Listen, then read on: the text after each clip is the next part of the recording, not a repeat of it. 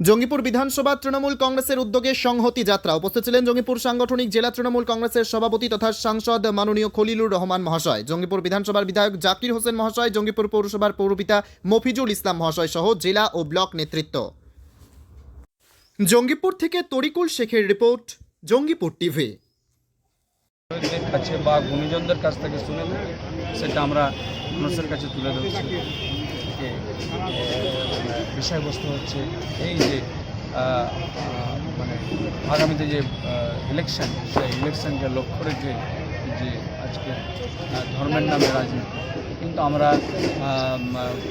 ধর্মনিরপেক্ষ এবং গণতান্ত্রিক দেশে ধর্মের নামে রাজনীতি এটা আমরা চাই কর্ম, আমরা চাই রুটি কাপড় আর মাকান। মানুষ যেমন এটা সম্পূর্ণ ভিত্তিহীন এবং যারা একটা বিভেদকামী কথাবার্তা আর কি, বিভাজনের কথাবার্তা। মমতা ব্যানার্জি একমাত্র নেত্রী যিনি শান্তির বাহক, তিনি সবসময় সম্প্রীতিকে তিনি এগিয়ে নিয়ে চলছেন, সম্প্রীতিকে ধরে রাখার জন্য তিনি সবাইকে পরামর্শ দিচ্ছেন। কাজে যিনি এই কথাগুলো বলেছেন তিনি একটা বিভাজন তৈরি করার কথা বলেছেন, আমরা ধিক্কার জানাই। বক্তব্য দিয়েছে, আমার এখানে আর বক্তব্য দেওয়া যায় না। যাই হোক, আমাদের এখানে জাকির সাহেব আছেন, আমাদের বিধায়ক, আমাদের এমপি সাহেব খলিল রহমান আছে, মহিলা নেতৃত্ব সভাপতি আছে, অনেকের নেতৃত্ব আছে, আমাদের কাউন্সিলরগণ আছেন, পঞ্চায়েত সমিতির সভাপতি আছে, সর্বোপরি আপনারা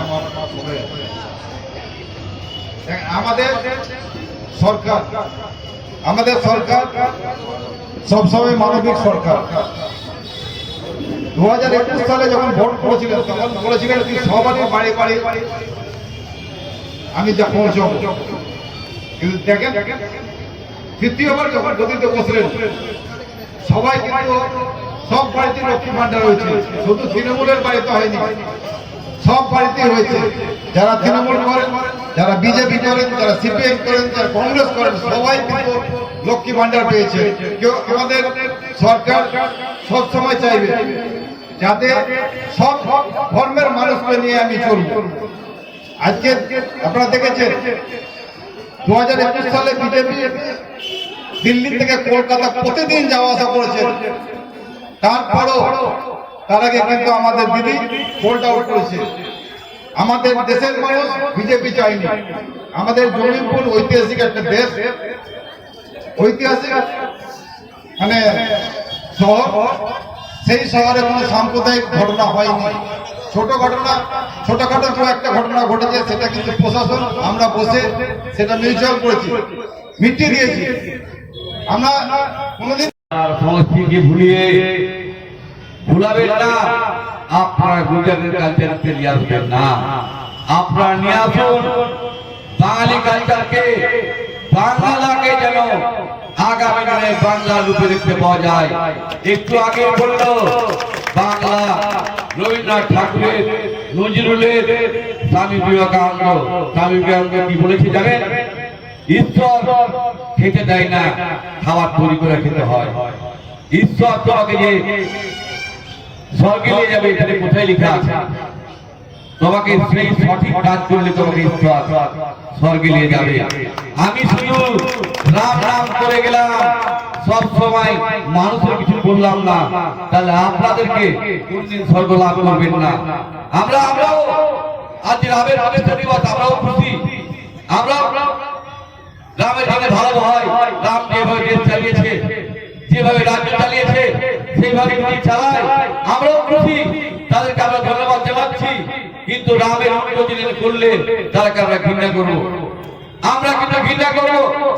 আমাদের মাননীয় মুখ্যমন্ত্রী যেমন বলেছেন সমস্ত ধর্মকে সম্মান দিতে হবে, সমস্ত মানুষকে সম্মান দিতে হবে। মানুষ ভাবছে নারীদের বেশি প্রায়োরিটি, ইসলাম বলেছে মা, আবার জিজ্ঞাসা করে মা, তো মায়ের সম্মান সব থেকে আগে। সে হিন্দু না মুসলমান খ্রিস্টান নয়, সমস্ত মায়ের সম্মান আগে। 3 ভাগ মায়ের, 1 ভাগ বাবা। মায়ের মেয়েকে শোধ করতে পারে না। আমরা কিন্তু নারীরা বহু লোক আছি যে আমরা অসম্মান করি, এই অসম্মান নয়।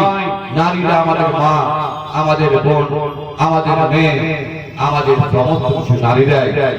আজকে বাংলার 1 একজন মহিলা নেত্রী মুখ্যমন্ত্রী আছে, আমাদের এটা গর্বের ব্যাপার।